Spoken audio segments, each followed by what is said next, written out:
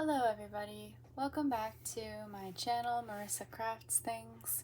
Today I'm going to be showing you how to make a simple pair of beaded earrings based on my beaded earring DIY kit. So if you have bought this kit from me and you're watching this video, this is what it should look like.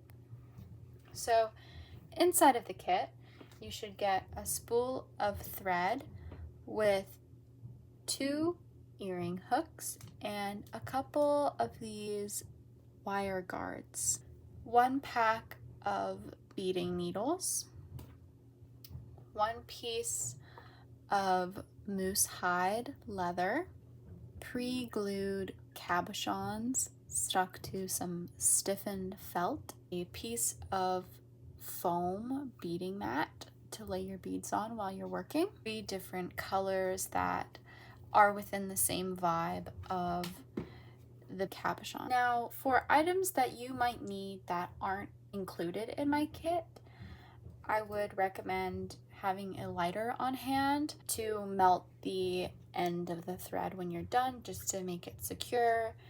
Next would be a pair of scissors to cut your thread and cut your leather as well before you do your backing. This one is optional, but it's definitely handy. I like to keep a pair of round nose pliers on hand. This is just optional, but it definitely makes things easier.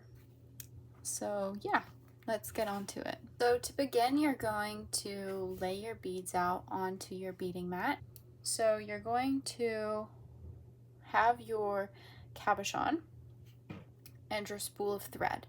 You're going to find the end of your thread, and I like to hold the middle of the spool, and I just pull the thread about a meter, I would say. It doesn't have to be long enough to complete your whole project, but I like to make it long enough just so that I don't have to continuously rethread my needle all the time. Okay, so once you've cut your thread, you're just going to thread your beading needle. And okay, so it's a little bit hard to thread the needle in the dark, so I recommend beading in a place where you have really good lighting, because not only will it be hard to see your beads just generally, but it can be really straining on the eyes, and you want to be able to protect your eyes if you want to bead for a long time. So what I just did with the thread, I didn't pull it evenly to the end. I pulled 1/2 of the thread about 1/3 of the way down. Now, I don't like to tie both of my ends together, simply because if I make a mistake, it's a lot easier to go back and just pull the thread out of my needle and fix my mistake than to have to tie off the knot and completely start a new thread. While I'm doing the next step, I like to just stick my needle into my mat so that it doesn't fly around everywhere. I'm going to take the longer end of my thread, and I'm just going to tie 2 to 3 knots until I feel like it's big enough. So it should be about this big. Once it's good enough, now we're going to begin beading. You're going to hold your felt, and you're going to poke the needle from back to front. When I refer from back to front, I mean the side without the cabochon as the back of my piece, and the side with the cabochon as the front of my piece. So when I poke it through, I'm going to poke it through about 1 millimeter away from the cabochon, like this. Now, you might not get it on the first try, that's okay, you can just pull it out and try again. So once you've found that distance, you're going to pull the thread all the way until you reach the knot. If you've tied your knot big enough, it should not come through the other side. Now, if you want to do a pattern here, you totally can, or if you just want to do simple rounds of beads, that's okay as well. I'm going to do a simple way just to make it easier for this tutorial, but you can pick up the beads in whatever pattern you want. I personally like to start with 6 beads at a time. You also don't have to do the same amount each time. So if you want to pick up 6 on your first and you want to pick up 10 on your second, then that's okay. It will make more sense as I go on, but I just wanted to say that. I'm going to start by picking up 6 of these silver beads. And also I'd like to say that if you are following this tutorial with the same color beads and the same cabochon, you absolutely don't have to pick the same colors as me. Really, this is totally personal to you and however you want to be doing this.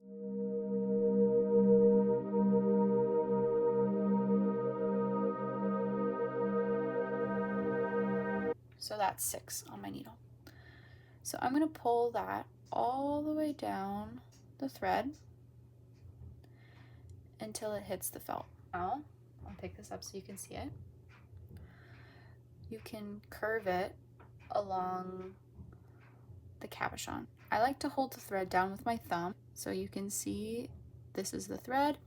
You don't want them too far away from the bottom of that, otherwise they'll be loose. The next step is you're going to poke from the front to the back at the very end of those beads that you just placed. So that would be right here, and you're going to poke that through the felt, and you're going to pull that all the way. So it should be like this. Next, you're going to poke the needle from back to front where you first poked up. And maybe you're poking around and you just can't find where you're going. That's totally okay. You're not going to be able to see that when you're done. Once you're done, you're going to poke it through and pull it all the way. Kind of already started this by accident, but you're going to push your needle through all of those beads that you just laid down. Poke it out the end and pull all of the thread through.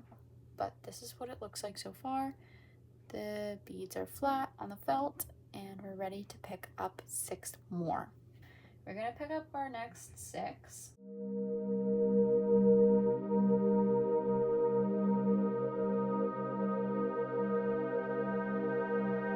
So, like before, I've brought all of the beads down to the end of my thread.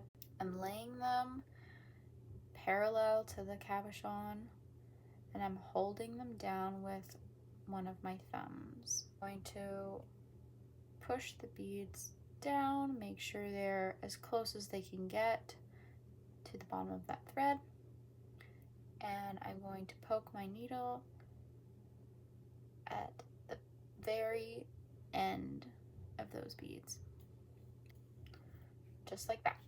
Now it's a bit harder to see since we've got more beads on this, so I do recommend pulling the beads away. But you're going to do like what I said before. You're going to take your needle from back to front and you're going to poke up right about here, just like that, and pull your needle all the way through. Now you're going to push your needle through those 6 beads that you just picked up. Pull the thread through and pull it tight. Let you finish this round. Okay, so if you get to the end of your round and you don't have enough space to pick up another 6 beads, that's totally okay. Just pick up however many you think you can fit in this space. For me, I think I can fit about 2 beads.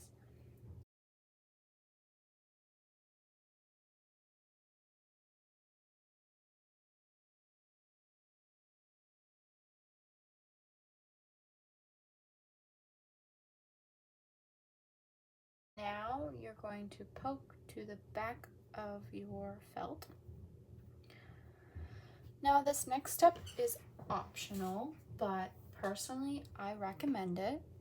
The next step is fastening your beads to the felt to make sure they lay flat. The reason you want to lay your beads down is, I'm not sure if you can see, but it looks like they're sort of arcing.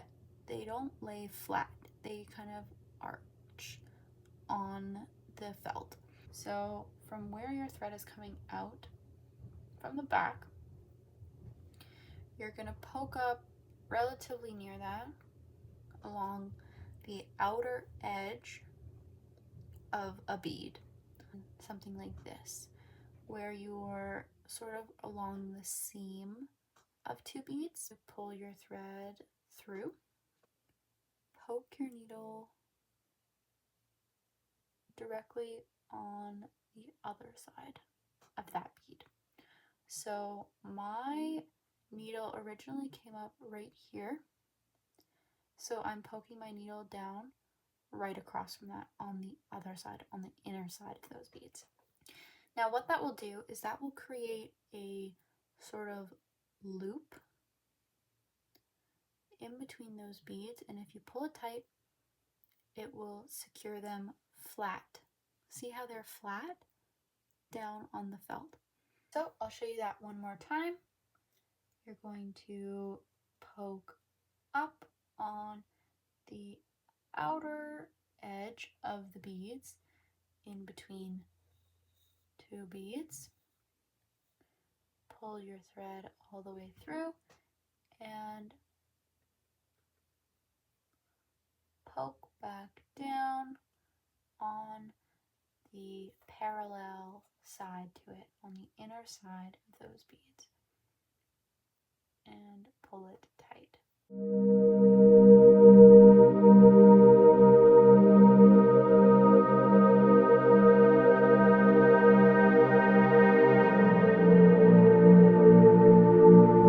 I'll let you finish that round and I'll meet you back at the start. Okay, I have finished my round.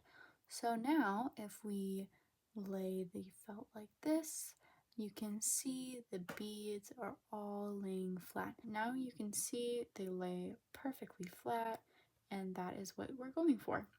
If your thread is getting short like mine and you haven't finished your piece yet, don't keep going if you don't have enough, because you have to be able to have enough thread left to securely tie it to the threads in the back. So you have to be able to have enough to tie a knot. Now, I made that mistake a few times and it makes it very difficult, but changing threads really isn't that hard. Wherever you are in your piece, poke to the back of your work. Now, if you can see, there should be a bunch of threads in the back here. Doesn't really matter which ones you pick, but you're gonna wanna go underneath a couple of them, like this, and pull your needle and make a knot. I like to do about 2 knots because this is going to get covered by the leather later anyways, so there's not a very great risk of it coming undone, but just to be safe, I like to do 2. You can take your scissors, don't cut it right at the end, don't leave a big long tail. From there, you can discard the short little thread and rethread your needle with a longer thread. You've rethread your needle.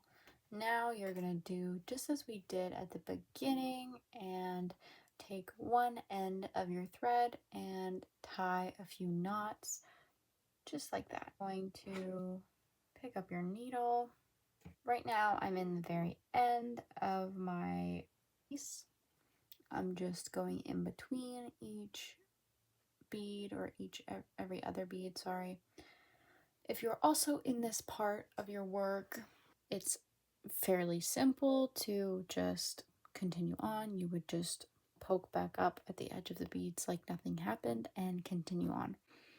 If you're doing the other type where you're still working your way around, you would poke your needle up a couple beads behind your last bead that you put down, go through the beads again, and then pick up your next 6 beads. So now my thread is at the back of my work. I'm going to poke it back up to the front about 1 millimeter away from the last bead row that I did, and pull my thread all the way. Now I'm ready to pick up my next color of beads. Yeah, once you've got that first row down, you've basically got it for the rest of the piece of work. You can make it as big as you want. Obviously it depends on how big your piece of beading foundation is. Like I could only go to this edge line here, but if it wasn't cut, I can make it as big as I wanted. I'm going to send you on your way until we finish this.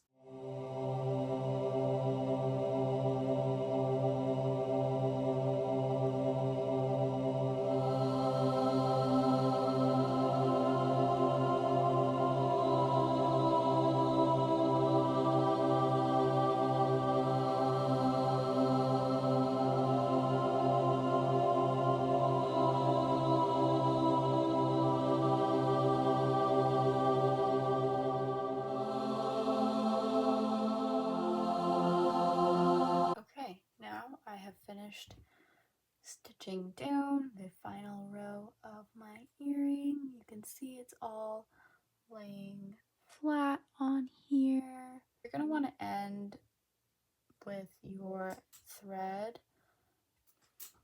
poking from the inner edge of that last row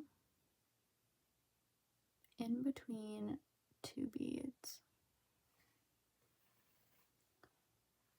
like this. This will keep it out of the way while we cut the back, and it will make it easier for when we do the edging. Poke your needle into your beading mat and grab your scissors. Now, as you can see, you've got all of these threads on the back. So make sure that if there are any ends of the threads that they are bent inwards, just to prevent accidentally cutting anything and having your beads all fall over the table or your ground. Following the edge of the threads, you're going to want to start cutting around there, just to make sure I don't cut any of them, because it's a lot easier to be safe now than it is to be sorry later. So just be careful when you're cutting. And you're going to want to cut it in whatever shape your work is, and that should be whatever shape your threads are going in as well. So once you've cut it out, it should look something like this. Don't mind if there's a bit of white on the outside. If you really wanted to, you could take a marker and color that whatever color you wanted to. Okay, so I got some nice big hefty leather scissors for this task, but whatever scissors you have on hand will make do. If you ever really wanted to get into beading, I recommend getting a nice quality pair of leather scissors. It makes the most difference ever. So put those down for a second. You're going to look at your leather and you're going to see that there is a more finished side to it, and then there's going to be a more raw side to it. Now for this earring, I'm going to have the finished side as the good side. So I'm going to take the white part of my earring, aka the back, and I'm going to have it facing the back of the leather as well, so that the good side will be facing outwards. I like to line it in a place where I'm using as little or I'm leaving as little excess leather as possible, just to make the most out of the piece that I have. But if you don't really mind, you can put it wherever you want. And you're going to use your cutout earring as the sort of stencil for when you cut the leather. Try not to cut the actual earring part, because you don't want to accidentally cut any of those threads or any of the beads, but try to cut next to it as close as you can.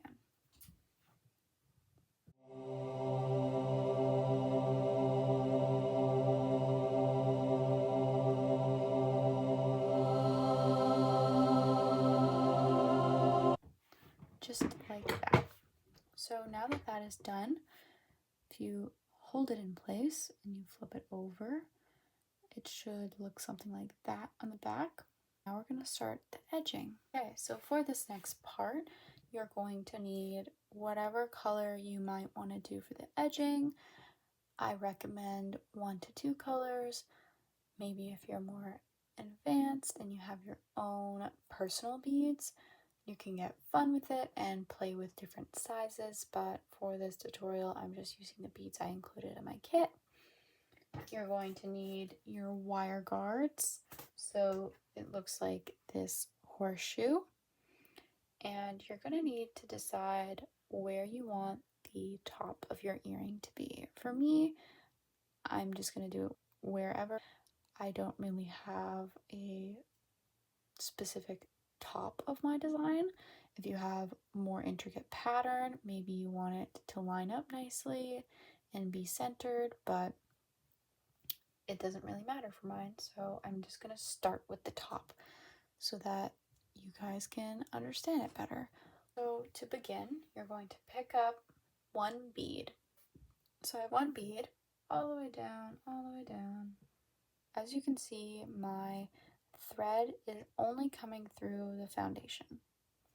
So now I'm going to go about 1 bead space over, or let's say 1 millimeter. I'm going to poke the needle through the back of the leather and through the beading foundation and have it poke up a little bit in from the edge of the foundation. If you poke through too close to the edge of the leather or too close to the foundation, it will tear and you will have to try again. Once you've done that, pull your thread all the way and your bead should lay somewhat sideways. Let's say that this side is the top and this side of the bead is the bottom. You're going to want to poke your needle up from the bottom to the top of the bead and pull it all the way, pull your thread all the way and tighten it. On the back, it will start to look like that. On the front, it will look like this. Next, if you are at the top of your earring and you are ready to put your wire guard in, this will be where your earring hook sits. So to start, if you look at the bottom of the wire guard, you will see 2 holes on each end. So you're going to poke through one of those holes. It doesn't matter which, but put your needle through it and pull your thread all the way through. Just like this. And it should sit on top of your bead like that. Then, from the top through the other hole, like this, you're going to pull your thread through again. Now, this can get a little bit funky. Sometimes it's a bit hard to readjust the wire guard, but if you get a hold of it right, like that, it's not too difficult. Now you're going to pick up 1 more bead, and you're going to do the same step that I just showed you. So you're going to poke from the back of the leather through the beading foundation like that and pull through. You're going to poke from the bottom of the bead up towards the sky and pull your thread through and tighten it. And that will be the top of your earring. Now for the next step, it's a little bit different. So instead of picking up 1 bead at a time, we're going to pick up 2 beads at a time. So you're going to pick up 2 beads like this. Instead of going one bead distance away from the last bead that you did, you're going to do about 2 beads distance. So you can kind of base that off of your last row of beads that you did. I'm going to poke about right here because that's about 2 beads. So you're going to poke through the back of the leather, through the beading foundation, like that. Pull your thread through, and your beads should start to form a little triangle shape. Poke through the bottom, up through the top of the last bead that you did, like this, and pull your thread through. So you're only going up through one of those 2 beads that you just did. And then pull it tight, and it should form that triangle shape to it. And it should look like this from the back. Now we keep going. So we're going to pick up 2 beads again. Go about 2 beads distance away. Poke through the beading foundation and the leather. Go up through that last bead.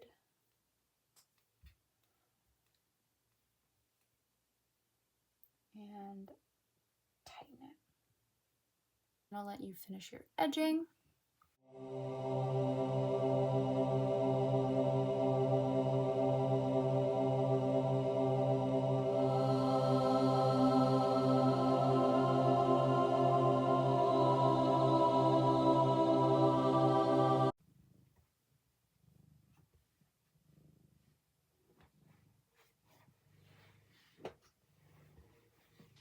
Cat has joined me, but I'm almost done my earring. This is what the back is looking like. This is what the front is looking like. And I'm just got about 1 or 2 more to do. So to finish this off, it's actually quite easy. I'm just gonna do my final set of 2 beads like this, poke it just like how I have been doing this whole time, like so. Up through that final bead and tighten. Now I'm going to weave my thread back through a few beads, so I'm gonna go through this one here, just like that. I'll go down through that one there, and back through one more of these ones, just like that. Now, in between this bead and this bead, there is a small thread. I'm going to go under that thread, pull my string a bit smaller, just like this, and I'm going to tie a knot and have the knot fall in between both of those beads. And I'm going to do that one more time, just like that. And to hide that knot, I'm going to go down through the bead right next to it and pull that tight so that the knot sort of falls into that bead. You can take your scissors and cut that thread. You're going to get your lighter and very carefully singe the end of that thread to hide it. Now, if you have your pliers, you're going to grab them along with your earring hooks. You're going to get your earring hook and pry it open. If you don't have pliers, you can try tweezers or something similar. You're going to have your hook with the open side facing towards you and the good side of your earring facing away from you, and lay it onto there, and then close it up.